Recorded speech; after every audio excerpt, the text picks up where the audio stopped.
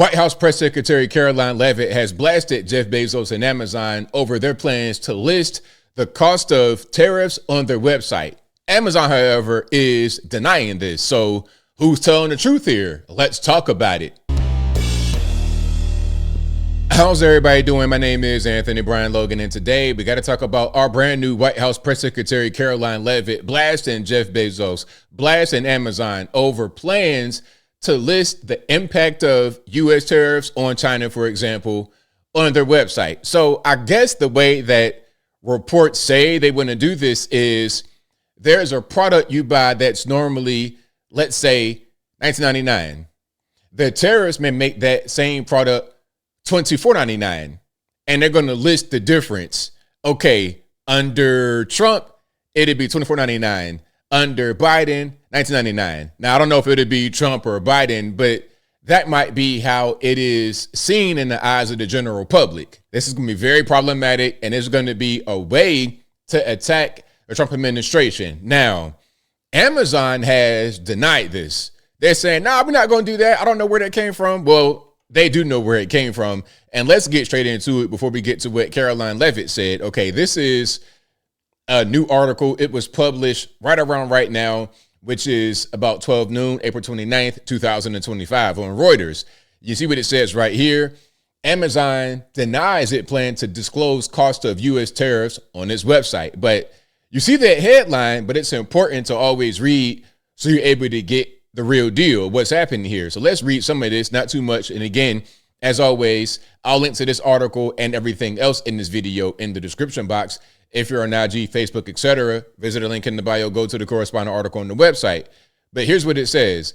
Amazon denied a report on Tuesday that it planned to disclose to customers on its website the cost that U.S. tariffs imposed by President Donald Trump were adding to its products after the White House blasted the idea. That's a very important point to make. After Karoline Leavitt came out and said what she said, after it became a story, then, oh, no, we're not going to do that. That's what I'm reading right here. And if y'all read something different, let me know in the comments. White House Press Secretary Karoline Leavitt said she had discussed with Trump a report by Punchbowl News about plans to disclose tariff costs. And his message about it was, this is a hostile and political act by Amazon. Now, they're pointing out where it came from, Punchbowl News, and some have not heard about them. I heard about them before. And I think this could discredit the report in the eyes of some people, but let's keep on reading to get down to the core of what's happening. So Amazon said on Tuesday, it never considered listing tariffs on its main keyword, on its main retail site, and nothing was implemented on any company site. Quote, the team that runs our ultra low cost Amazon Hall store considered the idea of listing import charges on certain products. This was never approved and is not going to happen, says a company spokesperson. Okay, so there was a plan to do exactly what was reported, but the plan never came to fruition, so you say. Or how about this?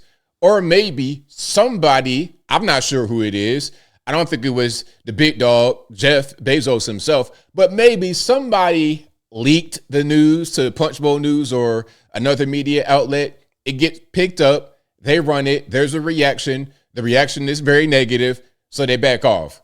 That could be what happened, or it could have been an internal document that got leaked. At the end of the day, there was the thought process at Amazon to do that. It is what it is. Okay, now let's get to what Karoline Leavitt said.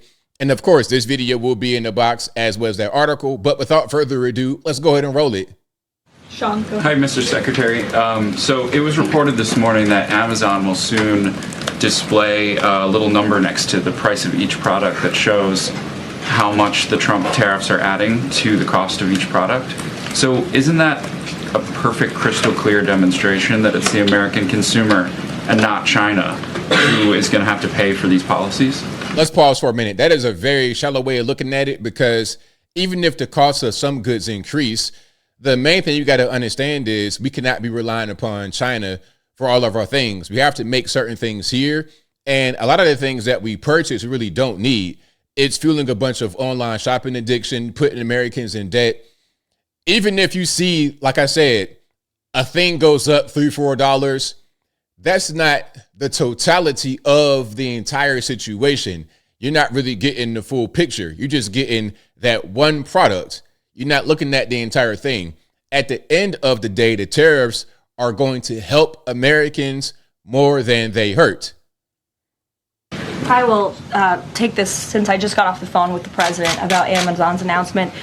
This is a hostile and political act by Amazon. Why didn't Amazon do this when the Biden administration hiked inflation to the highest level in 40 years? And I would also add that it's not a surprise because, as Reuters recently wrote, Amazon has partnered with a Chinese propaganda arm.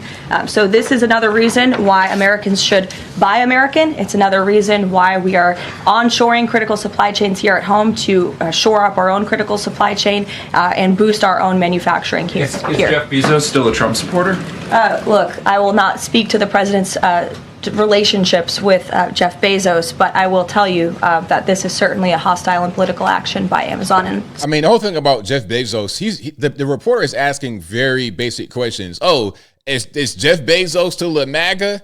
I mean, that's not even, we're talking about Amazon. We're talking about billions of dollars. We're talking about thousands upon thousands of jobs. It's not as simple as, does the boss like Trump or not? That's a very elementary question to ask. But again, people, normies, will kind of connect to that.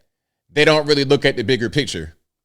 Secretary, if you have anything to add. Yeah, I would also add that the bringing down the terrible Biden inflation has been a priority for the first 100 days of the Trump administration, and President Trump has done a great job of leading that since January 20th. Interest rates, mortgage rates are down, gasoline and energy prices are down. We're expecting the further decreases. And as Karoline said, the big tax on consumers that goes unnoticed is deregulation or regulation, and we are deregulating and bringing that down. So, from a household income point of view, we would expect real purchasing increases.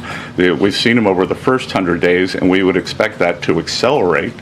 We are doing peace deals, trade deals, tax deals, and deregulating. And the deregulation is a longer lead time, but I think by the third and fourth quarters, that's really going to kick. So there we go. So shout out to Karoline Leavitt. Shout out to everybody over there at the White House. Now, the whole thing about tariffs and increasing prices, people have to stop. You can't just look at, okay, if you go to Amazon and you got an item in your cart, under Biden, it was $48.97 and now at $52.99. You can't look at that and be like, oh, my life is over. Look at the totality of the economy and the way it's going.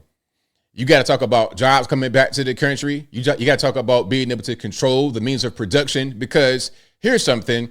If China is giving you all these cheap things, just flooding you with it, first of all, you're not getting jobs from it. Second of all, it's just draining your money. Third of all, you really don't need it. And fourth of all, the most important thing is you are going to be relying upon them so they can just pull the rug from up under you at any point in time. So if they want to just jack up a thing by 100%, they can do that because they control it. We don't control it.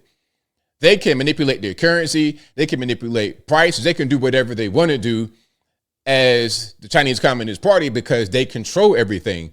Imagine a conflict, a war. They could just cut us off from the supply chain and then we're toast. We have no means of production here. We're totally relying upon China. So my question to anybody is, okay, do you want that cheap thing on Amazon you don't really need to be $4 cheaper in exchange for being a slave to the Chinese Communist Party, in exchange for having no jobs, no production, not much of anything, having a lot of your farmland and food companies brought up by China? Do you know that Smithfield Foods is owned by China? We cannot allow them to take us over because your little $4 on Amazon that you get is going to be overshadowed by having no freedom in the country, just being a complete Chinese colony. I don't think we want that in this country. But as I close, I want to say this. Shout out to Amazon for not doing that. I mean, really putting the price of tariffs next to the thing. And ultimately, some may say this is a thing that hurts Americans, but how do you think the Chinese are feeling?